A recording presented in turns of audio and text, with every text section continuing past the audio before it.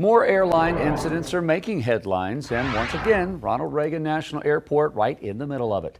Yesterday, two American Airlines planes clipped wings on a taxiway. One of the planes was carrying at least 6 Congress members. Fortunately, no one was hurt in this one, but it's not clear exactly how it happened. American airline officials say that both planes are being inspected and are not being used. Joining us to break down the latest with this, our Chief Transportation Correspondent, May-Kay Beeler. May-Kay, let's start here, right? This is not supposed to happen with somebody just not following instructions. I mean, they're not supposed to clip wings.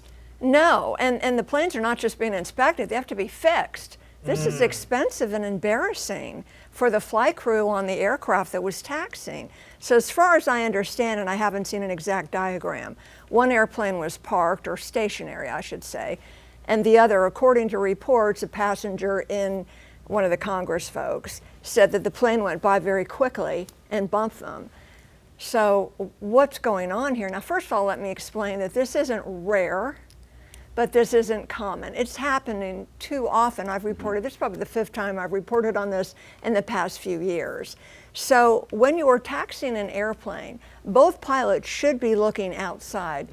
One of the pilots shouldn't be inside looking at a flight plan or doing different things. Both should be looking outside. Both should have their head on a swivel so that this doesn't happen. And you should be aware of how long your wings are. That's what I was about to say, is you trying to calculate, as a pilot, you're not only looking what's ahead, but you got your peripheral. You have to know how long the wings are and the one that you're passing to give yourself room. This is really only a problem if you're new to the aircraft. Like when I got in the Honda Jet, I had to know, oh, this is longer than my 172, my wings, because you can't see them, they're behind you. Just be aware, it's situational awareness and looking outside. So it's a bit embarrassing, I think, for the flight crew, and it's expensive. And then imagine the folks in the other plane that got bumped. So it's not a collision, it's not horrible, but it should not happen. But it does. It happens more often than you know. More like a bump when you're parallel parking, you kind of nudge the car in front like, of you, like that. And, and according to reports, the crew and the plane that was taxiing said, did we just hit a plane?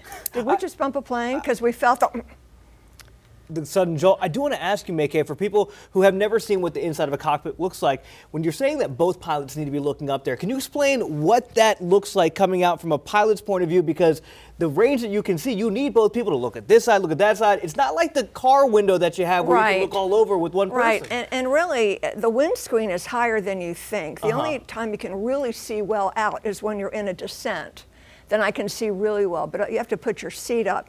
So you've got all these instruments in front of you, and the visibility really isn't as great as you think, but you can see out, obviously. But both pilots need to be looking outside to avoid this. That's just something that we teach. It's very common for one to be looking out and the other got head in air, writing the clearance down, getting frequencies put in, and both need to be. I don't know what happened with this flight crew. I'm not suggesting they did something wrong, but this is embarrassing. Well, and quickly I want to say, you know, a lot of people are starting. We've been hearing from people becoming fearful of flying, whether it's helicopter or airplane, because of the stories that we're talking about. But if we were to report on every auto vehicle incident, you'd never want to get in a car. So just because we talk about these doesn't mean that it's unsafe to fly. It's still safer than being in a car. Yes, it is. But you're so true. Calm your fears about. We want to calm your fears. And typically, pilots, we taxi on the center line of the taxiway, which is yellow. We drive on the center line when we're taxiing. Don't try that with your car. But anyway, there are ways to avoid this that happened. So unfortunately, it happened, but it was minor. No one hurt. There we go. All right. Our Chief Transportation Correspondent, May-Kay Beeler. May-Kay, thank you. Thank you.